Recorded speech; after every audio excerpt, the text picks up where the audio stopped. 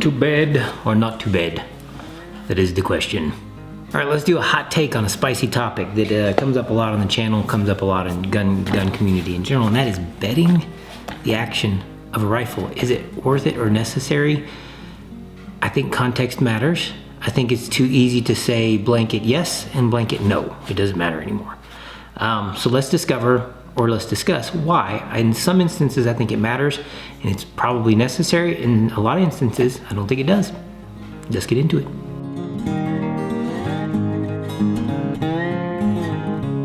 All right, welcome back to the channel. Thank you for joining me again. This is one of the more hotly debated topics in the entire precision rifle or gun community, and that is betting the action on a rifle. And what I mean by betting is basically you take some form of epoxy, Brownells, Acrylglass, something along those lines, bedding compounds, cyanoacrylate epoxies, that kind of whatever, fiberglass base epoxies, and you put a coating of that on the inside of where the action actually rides inside of a stock, and then you clamp the action in there, screw it down, not super tight, but tight enough to matter, and it creates a perfect and uniform bedding surface. So the bed that the action actually lays in, goes night night in the bed, is perfectly smooth and creamy and juicy and wonderful and perfectly formed basically to the bottom of the action. So everywhere the action contacts the stock is a perfect, clean, smooth, and uniform surface. What that does is actually increases the accuracy potential of the rifle, because the action of a rifle is the foundation of the entire build. You know what I mean? Like the action is the cornerstone of the house, so to speak. And everything that happens after that, the barrel and all those things, trigger, all that good stuff, depends on how well that action interfaces with the stock, which is the interface with the user. So if that surface is as clean and smooth and uniform as possible, it gives the barrel a much better chance to have a clean, even if you're free floating the barrel or bedding the barrel, because there's two different ways you can go with this. It gives the barrel the best chance to have the best harmonics, to have the best platform to shoot from, and all those good things. It creates uniformity, and it creates accuracy and consistency downrange, which is what we're all kind of going for. If you're into precision rifles, you're into hunting rifles or anything, we're really all kind of seeking the most accurate package we can get for our application. Now, some people that may be different. Some people, may look at a 1.5-minute gun or a 2-minute gun for hunting up close in the eastern woods and stuff like that is perfectly sufficient, which it really is. If you're inside, say, 100 to 200 yards, deer hunting and that kind of thing, using something like a lever action 30-30 or something like that may only shoot about 2 minutes, 2-inch groups at 100 yards, is more than sufficient, and you don't really need to worry too much about squeezing the actual most out of it. But once you start to extend your distances and extend your needs when it comes to precision, once your precision needs become more specialized, then doing things like bedding the action can help, and in the past have been the standard for creating the environment for the most uniform consistency and accuracy in a rifle. So bedding in action, been around a long time. It is and has been the go-to for a lot of gunsmiths in the shooting community for going back long time, and for good reason. It actually does. Bedding in action, especially if you're talking about a factory stock that is maybe less than perfect, which I have some examples here of like modern day factory stocks, polymer, plastic type of things, and then there's the old school wooden style stocks. So bedding in action in that context really is a benefit. If you have a wooden stock especially, it can really increase the accuracy of a rifle, regardless of what type of rifle it is, whether it's a precision rifle or a hunting rifle or a plinking rifle or whatever. All right, so a lot of this goes with context too, Let's fast forward into today, where we have less wood stocks going on in factories. It's more polymer stocks and things like this on the CVA Cascade. This is kind of represents an average of what you see off the shelf. And in this circumstance, today I'm not usually a fan of bedding in action, because I don't think it's necessary when you have your rifle put in specific chassis stocks or whatever, those type of things I'll talk about in a second. But when it comes to a polymer stock like this, bedding the action on something like this, on a cheap factory rifle or inexpensive hunting rifle, could actually be pretty useful. It could be a pretty useful thing to do, even if you just do a skim bed. And a skim bed is basically just taking a small amount of epoxy and applying it just where the action screws are in this little surface area right here. Just a small amount, not instead of bedding this whole thing all the way down here and all that stuff like that to really, you know, seal in a good cradle for the barrel and the action itself. Most rifles nowadays are free floated barrels. That's kind of a standard too. So if you look at most of the factory stocks and everything, they are free floated. So the barrel is not touching the stock, which increases accuracy anyway. That one move alone, just free floating a barrel, is sometimes incorporated into the process. The old school process of bedding in action is lifting or raising or building up the bed to where the barrel, you know, you can hollow out the barrel channel in the stock, lift up the bed and embed that action a little bit down to where you have the uniform surface that contacts the action itself, but not the barrel. There's a lot to do. There's a lot of different, you know, tools and tricks of the trade when it comes to that old school style. But today, modern rifles, they come in these cheap polymer stocks. This is normal, okay? Something like this, my thoughts, if you're gonna keep it in a factory stock like this, yes, bedding this would probably be an improvement, okay? If you look at the internals of this stock, I did have to shave some of it down. This is the Bergara B17 HMR, or B17 Wilderness Sierra stock that came with my 7 PRC, and it was really rough on the inside of this thing. It was really rough. There was a lot of, you know, pitting, there were, not pitting, but like jaggedy plastic parts sticking up around the action screws. The posts that are coming up out of there, they were kind of cheap aluminum posts, and they were really jagged and rough, and it was really contributing to the negative accuracy of this thing. So I hollowed that out with basically, it's a tube with sanding paper on it. You can, you know, hollow and sand out the action bedding area in a stock or whatever. So doing that can improve things, just cleaning it up basically. But if I were to run a skim coat on here, I have a little bit of surface area here and here to work with, and a little bit up here, but you see there's a lot of skeletonization in plastic stocks like this that are common today. This is a pretty representative of what's normal. So trying to bed this whole thing, you're gonna be filling that with tons and tons of fiberglass epoxy type of stuff, and it can be a pretty gnarly process bedding in action. It's not the easiest thing to do by yourself if you don't have experience with it. It's not the easiest thing to do at home or whatever, because there's a lot of masking off that needs to be done for the action itself, the internal parts of the action, what's riding around there, where the trigger group is, and all this good stuff. So bedding is not an easy process, okay? It is something you can do at home. There are bedding kits you can get to do this at home. But bedding in action like this probably would work pretty well in cleaning up and truing up that to kind of maximize accuracy. Something like this Howa right here, this is a Howa 1500 factory stock. It's a pretty flimsy, inexpensive stock. It's a Hogue, I think, Hogue pack stock. So this is a polymer overmolded stock. It has a, you know, a little plastic bedding block inside of it with some aluminum bedding posts.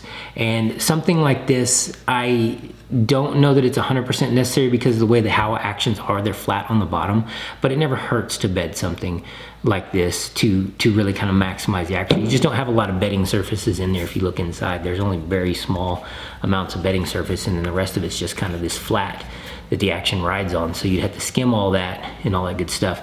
In an action like that, you know, the action type does matter for bedding. I think it could work pretty well. Where the deviation from the need for standard bedding to me comes, like this is a CVA Cascade. I have not ever taken it out of the action. I've just shot it as is. I didn't put it in any new stocks or anything. I didn't bed it or whatever. And it shoots pretty darn good. It already shoots about 1 minute of angle in this circumstance. This is my son's hunting rifle. It's a 6.5 Creedmoor. And I really like this rifle. It's worked out really, really well. And it's like, it's shot well enough to where I'm like, I don't really think I need to bed it or change the stock. It's gonna work sufficiently for the purpose that we need it to for the hunting scenarios that my son's gonna be in with this rifle. It's pretty much close to a 1 minute gun or a little under, you know, on average. So to me, in that circumstance, bedding it really doesn't give you a whole lot, because I'm not looking to squeeze, you know, sub quarter minute MOA precision out of this gun for my son, just for learning and precision work, or learning hunting and stuff like that. So if it were going to be more geared towards precision work, long range shooting, that kind of thing, maybe bed the action. I don't know what the stock, I don't remember what the stock fully looks like on the inside of this thing. It's been a while.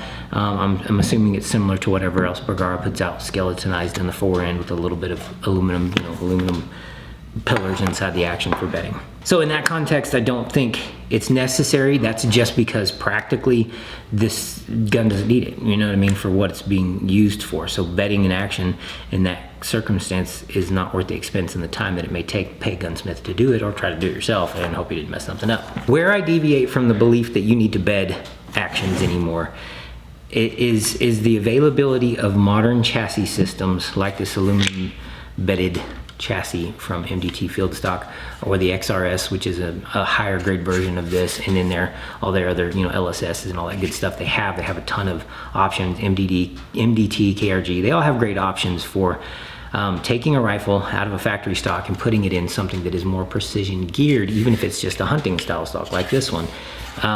I still wouldn't bed this action.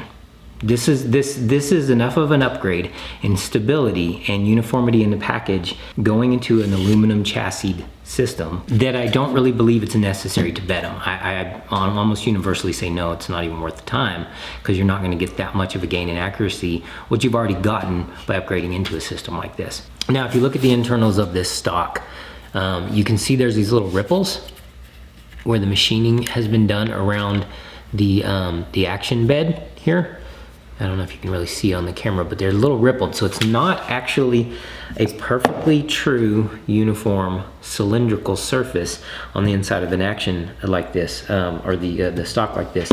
And what that does, it kind of eliminates the need to bed it, because you don't have, let's demonstrate getting, okay, think about scope rings. Getting this long, this is one big long scope ring, your action being the scope, right?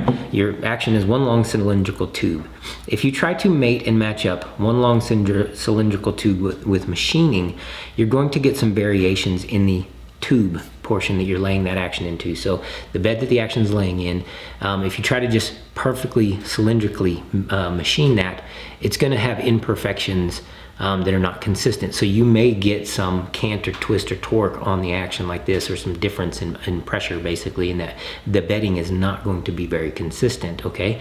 So machining something like that and having that in here is where I would say, yeah, okay, bed that action so that you unify that entire thing. But if you take that cylinder, okay, so you got your long cylinder, your action is bedded into, and you uniformly cut out little divots or scallops going down laterally in that thing, it actually creates multiple points along an action where the metal is coming in contact in a more uniform way with the action. So the aluminum in here is coming in contact more uniformly with the action than it would be if you just cylindrically bedded it, because, you know, machining that long perfect cylinder bed isn't as easy as precisely just machining in some kind of, it's like a bunch of little flats, you know what I mean? And this is just, I mean, this is just theory, okay? This is just theory based on pressure metallurgy and those kind of things. I am assuming they machine it that way so that it is easier to get a more uniform surface contact with the action, because there are less points of this contacting the action. They're more uniform and less of the points to contrast and contradict each other and, you know, create torque and stuff like that. So it creates, you know, by eliminating some of the contact with the action, it actually creates a little bit more stability and rigidity for the action bedding. This is a theory based on looking at how they've machined this stuff, okay? I'm just looking at how they've machined this, how they've machined some of the others that I've seen from them. That's my theory, is minimal contact as you can get with the action while still being stable and having enough to contact the action fully from front to back, but keeping it more uniform than trying to really true up that entire surface of a cylinder going all the way down. So that's just theory, but looking at the machining, that's, at first I was kind of confused, like, why did they machine it that way?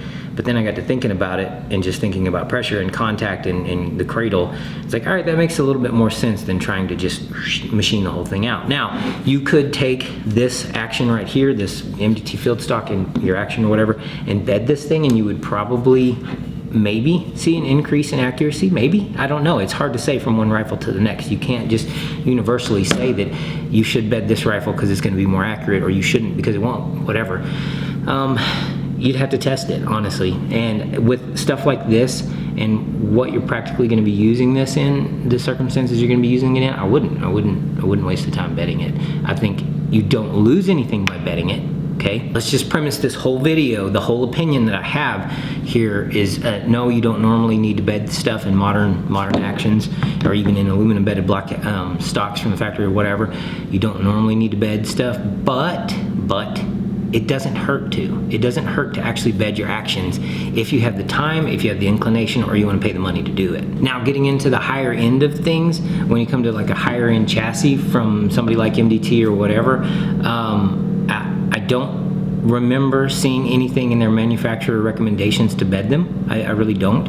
I don't see it being talked about a whole lot from a lot of people that's normal that they bed those type of chassis systems.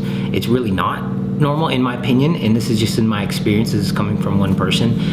People in the PRS or the Benchrest F class, you know, that kind of community, probably you're going to see a whole lot more of it there. You're going to see a lot more bedding of actions and a lot more bedding even of chassis and stuff like that than you do in normal hunting, shooting, or precision circumstances. And maybe even like something like NRL Hunter and stuff, you may not see a lot of like those guys. I haven't heard of a lot of them. I've talked to a few that do NRL Hunter pretty regularly, and I don't remember action bedding being a lot of the conversation, like as a normal practice. So it's kind of one of those things that it has been around for a long time. It definitely can provide a benefit to you. If you're looking at something like this, so this is the, and I touched on this briefly in the last video I did, this is the Macmillan A5 stock, fiberglass, you know, pillar bedded, all that good stuff inside. They recommend not bedding their stocks because of the way they're built, the way they're machined, the way they're fit to the actions that they serve and stuff like that. It's not necessary. It doesn't mean it would hurt to do it, you know, unless you did a really poor job of it. You could jack up the accuracy on a rifle by doing a really poor job on your bedding. Like, I've seen some bedded actions come through the gun store that I worked at, and just through private collections that I dealt with as an FFL. And they were horrible. They were terrible. It was like, you can mess up a rifle by bedding it too. You can take a rifle that's pretty decent, put a sloppy bed job on it, and jack that thing all up. So if you have somebody who knows what they're doing, you're willing to pay them to bed your action, whatever type it is, whether it's a cheap factory stock, you know, you're looking at the Howells or whatever, and you want to pay them to bed it, go for it. You don't lose anything for the most part if they know what they're doing and they're competent gunsmith. Bedding, it's not going to be a bad thing. You know, it's not really going to negatively affect you in the accuracy and quality of your shooting experience with your rifle. It could help. It could actually increase the accuracy of a rifle. Bedding is a valid and useful practice in specific circumstances and stuff like that. And if you want to try it yourself, I would try it on an inexpensive stock like this. You know, just give it a whirl, see how it goes, work through the practice. There's a lot of great videos out there on how to do it. I will say, and I'll mention specifically Brownells. They have probably one of the best catalogs of not only just gunsmithing tools and information and supplies and stuff like that, but their repository of information for gunsmithing stuff over at the Brownells channel on YouTube here is second to none. I mean, they've got just about everything covered, and they have the knowledge and skill set and the experience of people to show you and teach you and how to do these things. So, and they have the materials to get from. You can get all the materials you need to from Brownells to do this type of stuff. Midway USA is another place you can get some good materials from. There's a lot of other shooting supplies out there that sell, you know, bedding supplies. Brownells Acraglass is probably, if I had to bed actions, if I was bedding actions regularly, I would choose that first. That's one of the better compounds out there for actually bedding in action. I use it in handle material for knife making. I've actually used Brownells Acraglass to mount handles up before and bed handles into hidden tangs and stuff like that, and then, you know, permanently mount them. It's phenomenal stuff. So if you're gonna bed the action on a rifle yourself, have fun with it, enjoy it. Whether or not you'll see an increase in accuracy, it's hard to say. It really is. It can help in a lot of circumstances. It does not hurt in most, and that's really the summation of my theory when it comes to bedding in action, or my experience when it comes to bedding actions. I don't do it hardly anymore. I usually just switch into a chassis system or go with something like this. I haven't done it in years, and I probably won't do it again in the foreseeable future that I can think of. I may, who knows, I don't know, may come across a rifle that really needs it, like you know, my 7 PRC that I've been working with. I've considered it. You know, it's in a chassis, it's in a, you know, the MDT field stock, and I think I'm going to keep it there. I'm not going to move it to a Macmillan or anything, like, maybe, I don't know, I might move it to a Macmillan, I'm not sure, probably will, but right now I'm not moving it. So I might try a skim coat on the bedding block, just to, you know, put a little uniformity in there and see if that increases things a little bit, increases the accuracy a little bit. If I get a wild hair up my nose and I get bored this summer, I may try that. I don't know, I haven't decided yet. But anyway, thank you for joining me again. Those are just my thoughts and opinions of one person with my limited experience, maybe 25 years-ish in precision rifle shooting and stuff like that. So really not a lot compared to some people out there. I'm not a professional gunsmith, you know, I don't do it for a full-time job. So there's gonna be guys out there that have a lot more experience than I do, that have a different opinion, or maybe have a more revised opinion on the subject, but that is just mine. Y'all get in the comments below, let me know what you think about bedding in action, worth it or not, useful or not, necessary or not, and I'm talking in common context of common use firearms today and stuff like that. So let me know what you think. Keep your knives sharp, keep your powder dry, keep your magazines loaded, and you know, keep your actions bedded if you want to. I don't know. Y'all be blessed.